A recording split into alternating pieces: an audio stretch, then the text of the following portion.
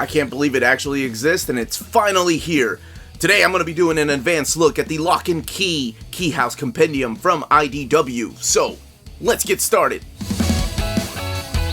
Before getting started, a huge thank you to the folks at IDW for sending us an advanced copy of this compendium. This compendium is due out in the direct market and the book market on July 21st. So it is finally coming out. Book was postponed. It's been postponed since October of last year, but it is finally here. So this is the compendium. The very first thing I want to do is, of course, talk about the size of this book, because a lot of people have been asking me. And yes, it is a hardcover, 100%.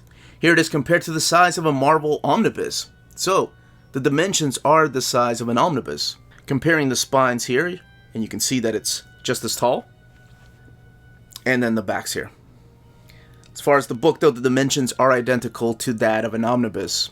And if for some reason you're not familiar with the omnibus and their sizes, this is as tall as one of the deluxe editions from IDW. So we have the TMNT here, and this is just as tall. Only big difference, of course, being that it's a lot thicker because it contains a lot more. So it does come with a dust jacket. Nothing really written on the flaps, no bios or anything. And then, of course, this design here under the dust jacket on the front board, on the spine, and then the back. It's the Keyhouse designs. Here, let's try this angle. It's a little bit better. Actually, let's get the book out of its slipcase so you can see the dimensions. As you can tell, the compendium's a little bit taller, meaning that the dimensions of the artwork inside the compendium are going to be bigger than the standard edition hardcovers or the trade paperbacks for that matter. Now, this is the way that I previously owned it in the slipcase edition with all 6 of the hardcovers.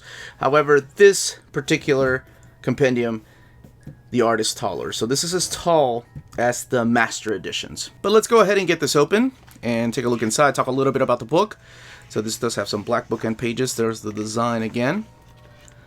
And seeing this in compendium edition and actually a hardcover with a dust jacket and the dimensions of it gives me a lot of hope. Here's an introduction from Joe Hill, written in September 2020. Like I said previously, this book was supposed to be released in October 2020. But what I was going to say, this gives me hope that they're going to release other properties in this particular format. They're going to release things like Transformers, Generation 1, or G.I. Joe, or some of the other books like Max that they have the rights to. So, let's talk about this, though. If you're not familiar with Locke Key, if the comic book, and you've just watched the TV show and you've been interested to read the comic, this is a lot more brutal and a lot more violent and a lot more mature than the TV show on Netflix. The TV show on Netflix sort of toned things down a little bit and made things a lot lighter. This is definitely not for kids. There's a lot of violence in here. There's a lot of mature content in here. So the premise of the story, of course, being really depressing and sad is the way that it kicks off. And it is the story of Bode, this young man right here, Kinsey, and their brother Ty. Together with their mom, Nina, they move away from their previous home to start a new life in Lovecraft, Massachusetts. And they move into this house right here called the Key House. Now, they had to leave their old life behind because of a horrible thing that happened to them. And I mean horrible. That first comic book is really rough to read and watch, especially if you've lost a loved one, a family member recently. But it does set up who the characters are and how strong they are. So each of the covers are collected in here. They have a frame around them. And honestly, the artwork, the way that the comic lays out, they have this frame around them that has this marble finish to it, or this look of marble. See what I mean by violence? This is exactly what you'll be seeing in here. And it's the way that Gabriel's artwork looks like. So let's talk a little bit about that. Let's talk about Gabriel Rodriguez and, of course, Joe Hill. Joe Hill making a name for himself with this particular title. He shopped it around several places, both Marvel, DC, everybody turned him down, and eventually IDW approached him to not write this, but adapt one of his little mini stories that he was known for.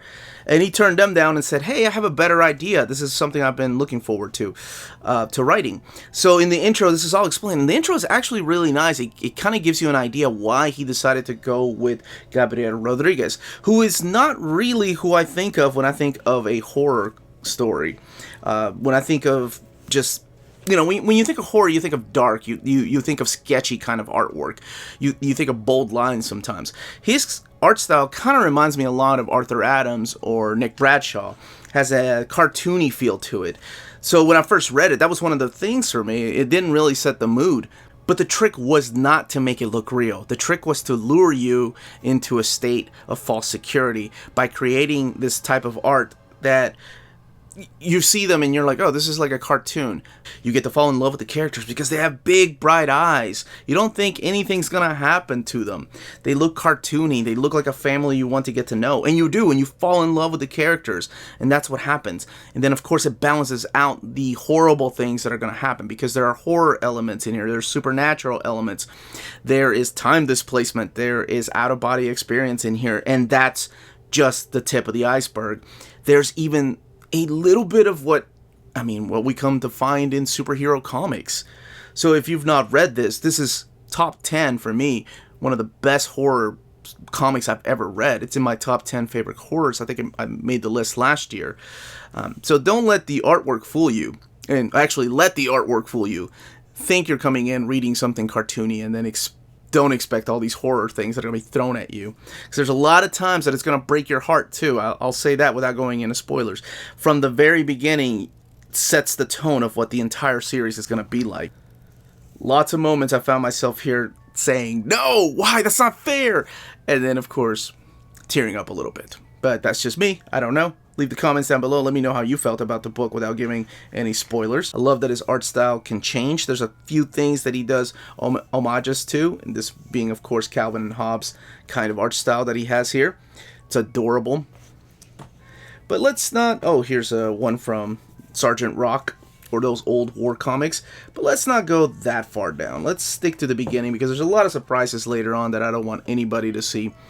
So like I was saying, if you're used to the lighthearted tone of the TV show, this is a lot different. So let's talk about what's collected in here. So this does collect the 37 issues that make up Locke and Key. They were separated into 6 different stories, and each story was about 6 to 7 issues. So you had the Welcome to Lovecraft, which is the very first 6 issues that kick off the storyline, introducing the characters, introducing us to the setting, the school they're going to go to. The Head Games, which kind of dive into what this is about and what the capability of these keys in the houses are, or in the house. The Crown of Shadows, you kind of get the background of what's going on with some of these characters. The Keys to the Kingdom, this is where they start finding the keys and they start activating different things with the keys. You can find out exactly what that is. Love when they start collecting keys. The Clockwork storyline, which is kind of like the...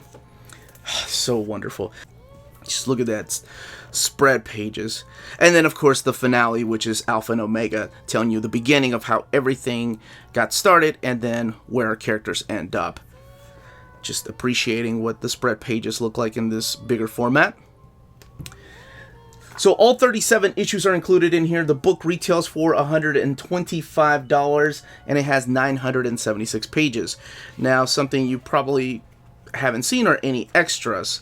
And that's because the extras start at about page 948, which explains the keys, which we've seen this before. We've seen this in the collections before, what each of the keys can do. And I'm sure one of the things I'm going to be asked about is if there's going to be a collection of the 5 extra stories that happen after the initial 37. And there is. There's a hardcover collection that's coming out in November with those Golden Age, I think they're called the Golden Age stories. And I don't know about the Sandman and Locke and Key crossover thing, if that will be collected, but I'm sure it will be. I love that they did this. I kind of wish this was put somewhere towards the middle of the book so you can see the diagram of the house. So they do draw out the house. They literally architect the house, show you the build, the different floors. Now there's head sketches here too, but I can't show any of that because that spoils a lot of the things that happen in the storyline. We have the variant covers here for the Crown of Shadows. This is from the 3rd story arc. And then the Keyhouse Compendium. So as far as the paper quality, it's this thick, glossy paper that we're looking at here.